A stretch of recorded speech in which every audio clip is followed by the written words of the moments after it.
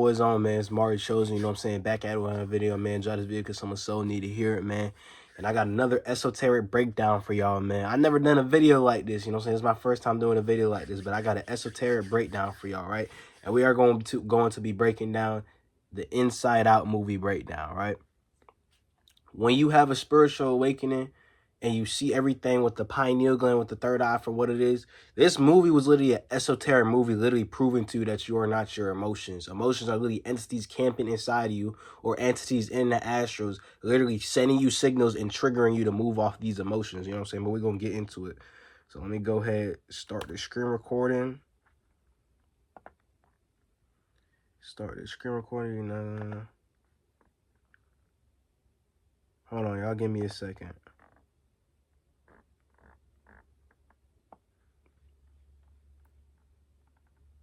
Here we go.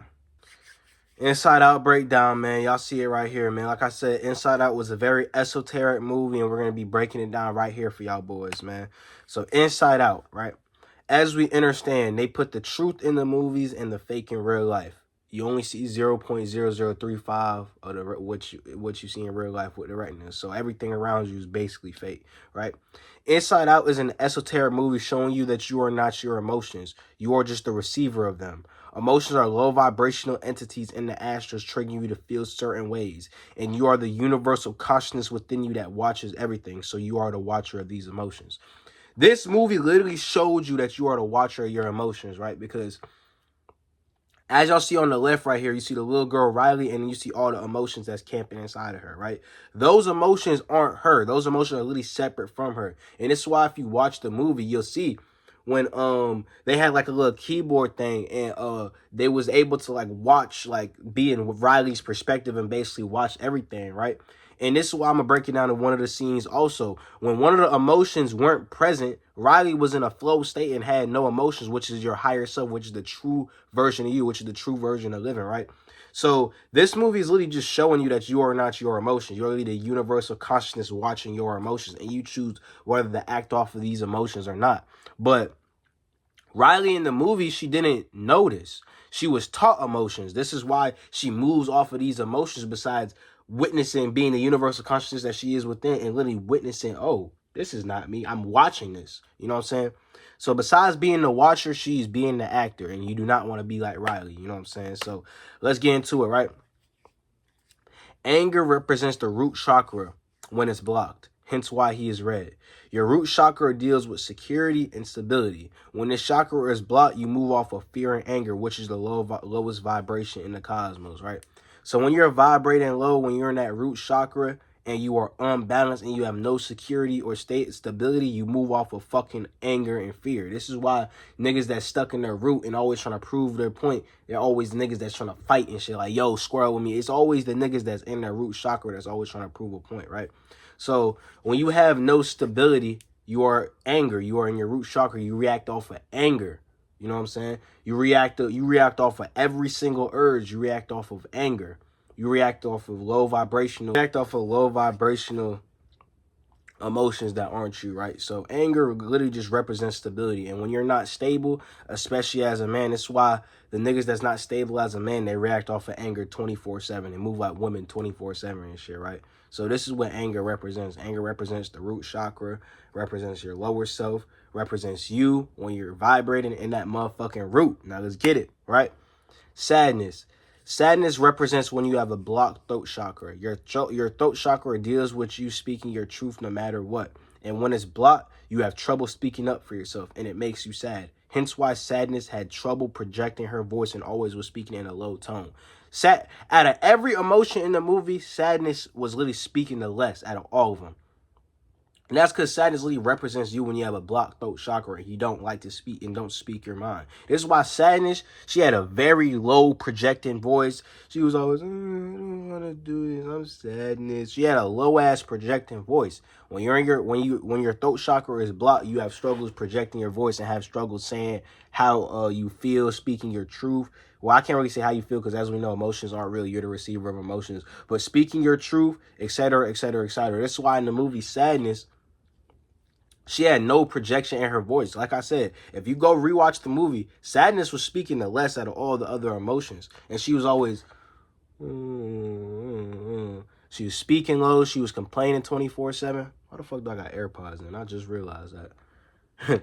She was speaking low. She was complaining 24/7, and she was always speaking in a low tone, which is throat chakra. When that throat chakra is blocked, my nigga, you have trouble speaking up for yourself. You don't speak like that. You know what I'm saying? And this is what sadness represents. This is why sadness is blue. And this is why anger was red, because he represents that root chakra. This is when you are vibrating that root chakra, you react off of emotion. You react out of anger because you are not stable within yourself. You know what I'm saying? So, yeah, that's why sadness, she literally barely spoke in the fucking movie, my nigga. And every time she would speak, she was speaking like this. She had a trouble projecting her voice because she had a blocked throat chakra. And this movie is literally an esoteric movie, literally showing you are not your emotions and what these chakras and what these emotions represent, man. So let's move on to the next one, man.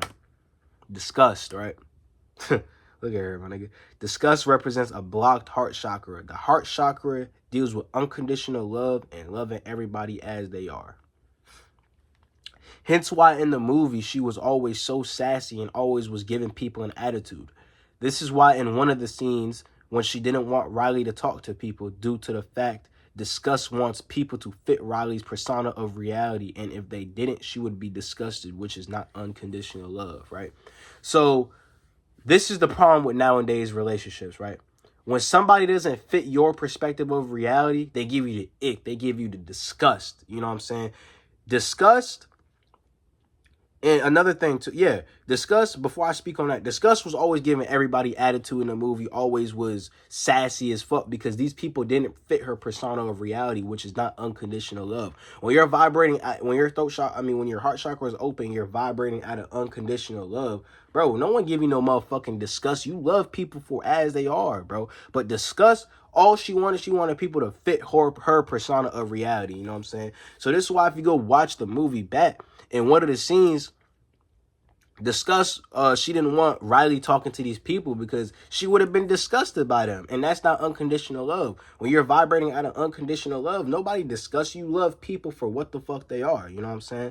So this is why she was always the most sassy. She was always, you know what I'm saying? She was sassy as shit because she represents when your fucking heart chakra is blocked, my nigga. When you're not, disgust is the definition of a modern person that's not vibrating,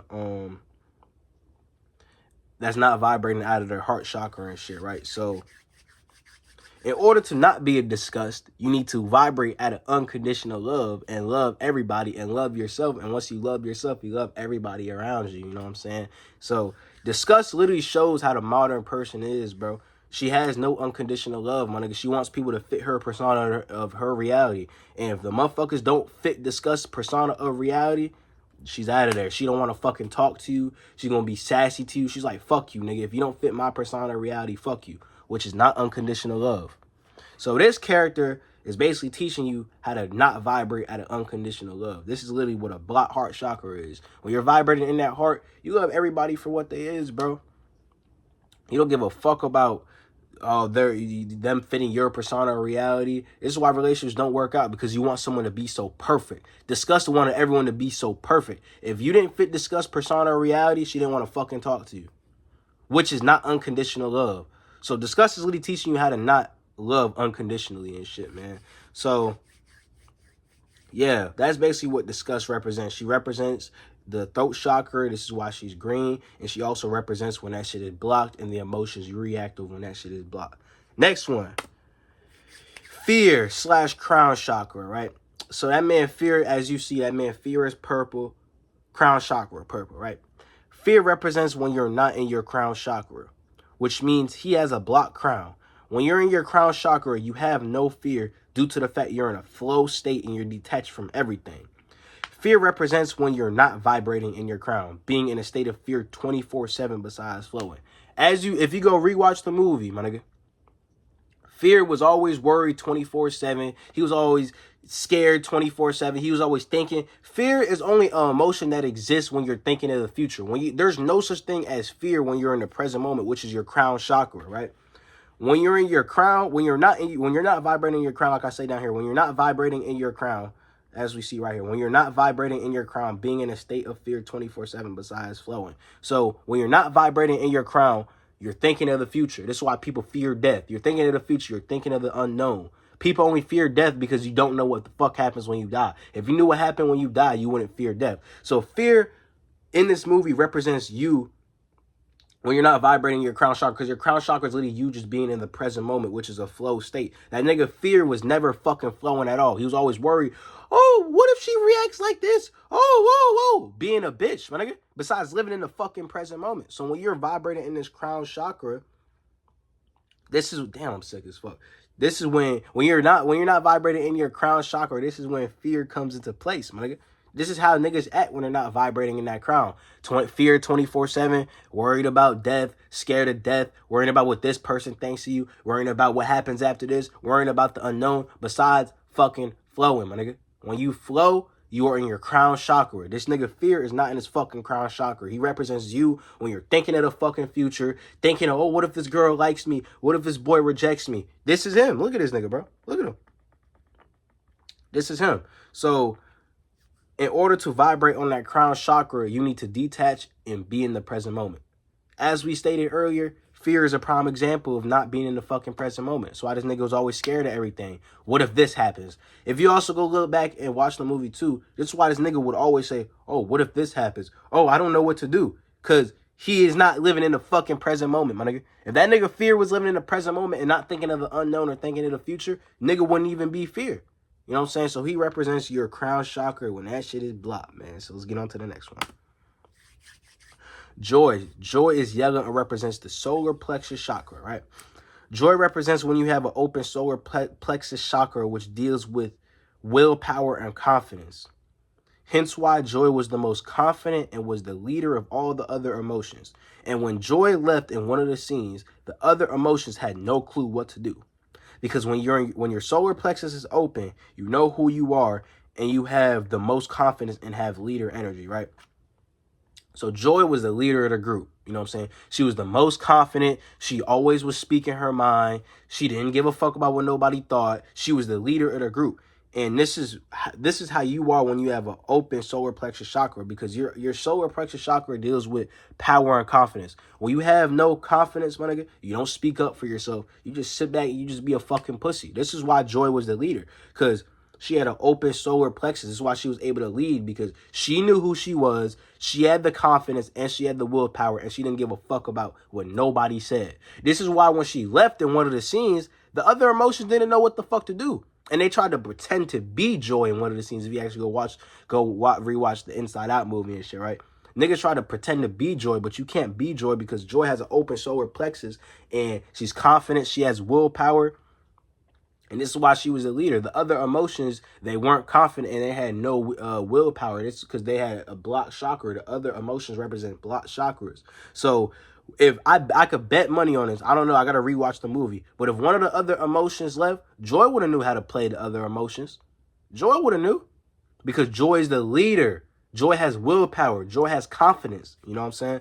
And at the end of the day, we're going to get into this the next slide. But at the end of the day, this movie is literally just showing you you're not your emotions, bro. Emotions are literally entities camping inside you or in the astrals, literally just waiting. You are the receiver of your emotions. If you meditate, you'll understand this. You're the receiver of your emotions and you are not your emotions and shit, right? So this is what Joy represents. She represents when your solar plexus is open, right? Boom. Riley, this is my favorite part. Riley literally represents your consciousness, right? How does Riley represent your consciousness, you may be asking, right? Riley represents the universal consciousness that's within you that watches all your emotions, proving you are not your emotions. You are the receiver of your emotions.